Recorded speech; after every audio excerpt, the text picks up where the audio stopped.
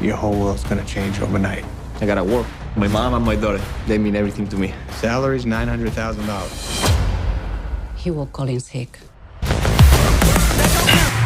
Adam Sandler está de vuelta a los tabloncillos, disculpen, a los escenarios, y lo hace con estilo, con una verdadera volcada o clavada según tu país. Bueno, dejémoslo en un espectacular slam dunk. Y es que Garra está a la altura en el retrato de una historia digna de ver, porque al igual que una final de la NBA, tiene todos los ingredientes para ser lo mejor que se ha visto en Netflix desde la perspectiva deportiva. La historia emociona, tiene drama, humor, pero sobre todo mucha garra. Ambientada en Filadelfia, cuna del cemental Rocky Balboa, para muchos es una referencia a dicha película, pero en tabloncillos y no en un cuadrilátero.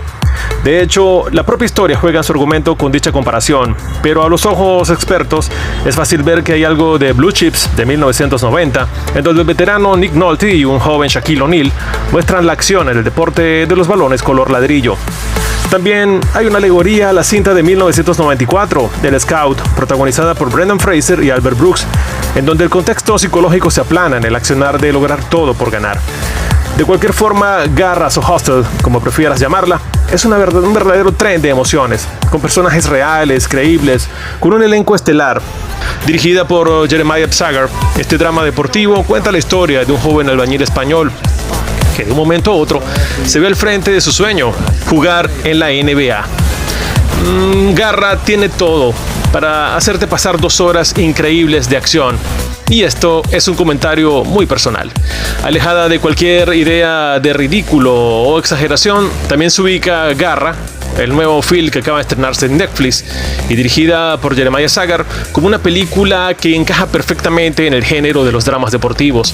Aquí tenemos a Adam Sandler, ya de 55 años, interpretando a Stanley Sugarman, un reclutador de basquetbolistas trabajando para los Philadelphia 76ers, uno de los más emblemáticos equipos de la NBA. Detrás del proyecto no está solo LeBron James, también está Happy Madison, la productora de Sandler.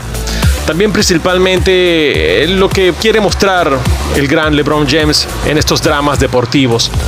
De hecho, el español Juancho Hernán Gómez, quien protagoniza a Bo Cruz, el centro de esta historia, es una verdadera sorpresa para los ojos inexpertos.